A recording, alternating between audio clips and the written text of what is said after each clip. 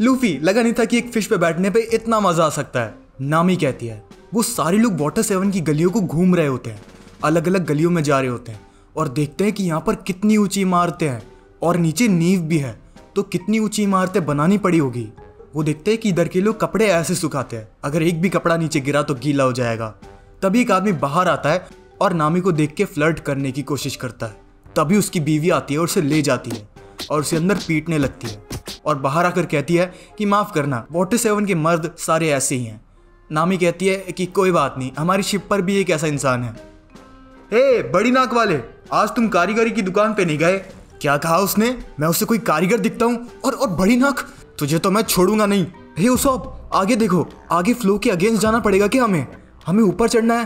क्या ये ऊपर चढ़ पाएंगे? वो सारे लोग ऊपर चढ़ने लग जाते हैं। लूफी कहता है कि यागारा बुल्स तो कमाल के हैं, ये पानी की बहाव की दूसरी तरफ भी स्विम कर सकते हैं। नामी, अब आएगा असली मजा, हम बहुत तेजी से नीचे जाने वाले हैं। नामी कहती है कि नहीं। तभी वो सारे लोग नीचे जाने लगते हैं बहुत ही रफ्तार में। नामी और सब डर जाते हैं, लेकिन लूफी चिल्लाता है कितना मजा आ रहा है, अगर ऐसे ही चलते रहे तो मैं इसको हमेशा के लिए अपनी शिप पर रख लूंगा। यागारा बुल्स तुम तो कमाल के हो।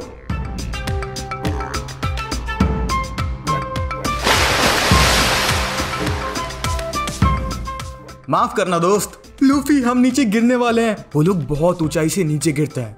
तब नामी गुस्से में कहती है ये यागारा बुल्स बहुत ही बेकार है और वो उनके सर पर मारती है। पर ये क्या, वो सारे लोग तो शॉपिंग डिस्ट्रिक्ट में आ गए जहाँ पे उनकी मंजिल थी। इसका मतलब यागारा बुल्स, क्या तुमने शॉर्टकट लिया था? वो कहते हैं हाँ। नामी कहती है कि वो उसे माफ कर दे, आगे से वो ऐसा नहीं करेगी। नामी, उस आदमी का बुल देखो, वो कितना बड़ा है, कितनी बड़ी मछली है वो। उसॉप कहता है कि लूफी लगता है कि इसके ऊपर कोई झांकी निकल रही है। इतने सारे लोग, वो भी मास्क पहने हुए। गरम गरम ताजा मीट, गरम गरम ताजा मीट, गरम गरम। क्या गरम गरम ताजा मीट? मैं उधर जा रहा हूँ। भैया ये कितने का है? बस 20 बैरी, 20 बैरी, 20 बैरी। अच्छा तो एक काम करो कि ये दे दो। लूफी वो खाने लगता है। तब उसॉप कहता है कि लूफी तुम अकेले अकेले खा रहे हो। इन सब से हटकर नामी कुछ अलग चीज नोटिस करती है। वो देखती है कि यहाँ पर इतने सारे लोग मास्क पहन के क्यों घूम रहे हैं और ये कुछ अजीब लग रहे हैं। लेकिन तभी अचानक से वहां पे भगदड़ मच जाती है। शॉपिंग डिस्ट्रिक्ट के सारे मौजूद लोग बोलते हैं कि जल्दी चलो एलिवेटर की तरफ, शिपयार्ड पे चलना है, वहां पे कुछ पायरेट्स घुस आए हैं, आज तो उनकी खैर नहीं, देखने में मजा आएगा। अरे वक्त कारीगर, तूने काफी अच्छा काम किया है हमारी शिप को लेकर, लेकिन सुन, हमें लगता है कि तू कुछ ज्यादा ही पैसे मांग रहा है, लेकिन अब हम पैसे ही नहीं देंगे। सारी भीड़ उन पायरेट्स को कारीगरों से जबान लड़ाते हुए देख रही है। तभी अचानक से 2 लोग आते हैं और उनको देखकर वो सारी भीड़ साइड में हट जाती है और उनमें से आया हुआ एक आदमी कहता है कि एक बात बताओ, यहाँ पर चल क्या रहा है? तब उसके बगल में खड़ी असिस्टेंट बताती है कि सर, ये डॉक 1 के कस्टमर थे, शिप ठीक करवाने के बाद अभी पैसे देने से मना कर रहे हैं, लगता है इनका इलाज करवाना ही पड़ेगा। सारे समुराई पायरेट्स उन कारीगरों पे हंस रहे होते हैं और कहते हैं कि अब हम इधर से निकलने वाले हैं।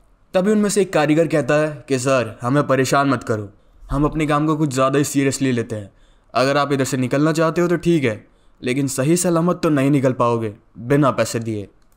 क्या कर लेगा तो? क्या कैप्टन पे हमला हुआ है? ये किसने करा है? तब एक कारीगर कहता है अरे यार माफ करना, मैं इस लकड़ी को वहां पे ले जा रहा था, गलती से लग गया। क्या गलती से? अबे ये तूने जानबूझ के किया है? अरे नहीं यार, मैंने जानबूझ के नहीं किया। अच्छा चल, जानबूझ के किया है। वैसे अपने पीछे देखना। अबे तुझे तो मैं छोड़ूंगा नहीं। क्या कहा पीछे? मुझे भी माफ कर देना। सारे पायरेट्स कहते हैं कि तुम जानबूझ के लड़ाई करना चाहते हो तो फिर आ जाओ, लेकिन पलक झपकते ही वो सारे कारीगर उन पे हमला करने लगते हैं और एक एक करके उन सारे पायरेट्स को हरा देते हैं। इधर हम देखते हैं नामी, लूफी और उसॉप को, जहां पे वो देखते हैं कि उनके आसपास के सारे लोग डॉक 1 के पास जा रहे हैं। कोई पायरेट्स की लड़ाई हुई है, उसे देखने के लिए। नामी के पास एक वाटर 7 का मैप है जो कि उसे मिल गया है। वो कहती है कि हमें गोल्ड एक्सचेंज करवाने के लिए इन लोगों के साथ वाटर गेट एलिवेटर के अंदर जाना पड़ेगा।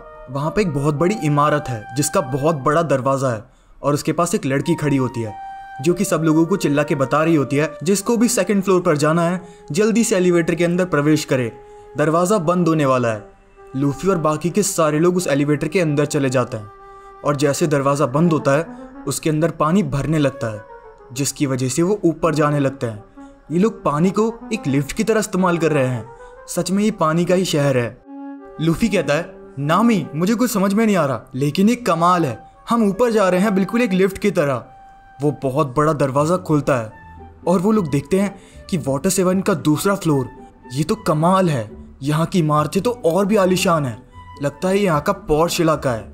लूफी, तुमने सही कहा, ऐसे इलाके में ही बैंक होनी चाहिए। अरे तुम कहाँ पर जा रहे हो? वहाँ पर मत जाओ, वहाँ पर किसी की लड़ाई चल रही है। वो सारे लोग शिपयार्ड के डॉक 1 पहुँचते हैं। वो एक आदमी से पूछते हैं कि यहाँ पर चल क्या रहा है। वो उन्हें बताता है कि ये कोई समुराई पायरेट्स का ग्रुप था। शिप ठीक करवा ली इन्होंने, लेकिन पैसे इनसे दिए नहीं गए और अब हमें इन्हें नेवी को देना पड़ेगा और नेवी वाले भी पहले इनको हॉस्पिटल को देंगे। पर तुम ज़्यादा चिंता मत करो, यहाँ पर ये चलता ही रहता है। ये कोई आम कारीगर नहीं है, ये गैलीला कंपनी के कारीगर हैं। ये लोग पायरेट से निपटना जानते हैं। ये वाटर 7 की शान है। बच्चा बच्चा इनका यहाँ पर फ़ैन है। सब लोग सारे कारीगरों को देख रहे होते हैं और उनकी तारीफ कर रहे होते हैं। कोई बोल रहा होता है कि ये तो असली मर्द है, उसकी मूछें तो देखो। तब एक लड़की बोलती है कि नहीं, वो नहीं, मैं तो लुच्ची की फ़ैन हूँ, वो कितना हैंडसम है। लूफी अपने मन में कहता है कि ये तो काफ़ी ताकतवर लोग हैं। अगर एक इंसान इनमें से हमारे क्रू में आ जाए तो कमाल हो जाए।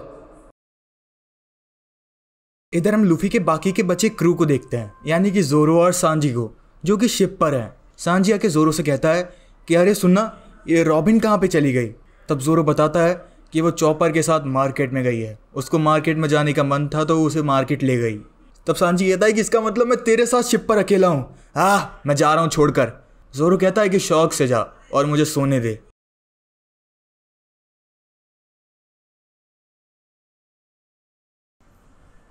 रॉबिन चॉपर के साथ शॉपिंग डिस्ट्रिक्ट आई हुई है और मैप देख रही है कि इधर किधर किधर क्या क्या मिलता है। और चॉपर रेनडियर के फॉर्म में है ताकि किसी को अजीब ना लगे।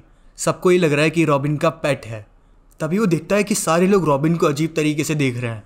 कोई बोल रहा है कि लड़की कितनी सुंदर है, कोई बोल रहा है कि इसकी टांगे तो देखो, ये कितनी लंबी है। वो कहता है कि ये जगह तो पूरी सांजियों से भरी हुई है। तब रॉबिन कहती है, हाँ तुमने सही कहा। चॉपर वहाँ देखो।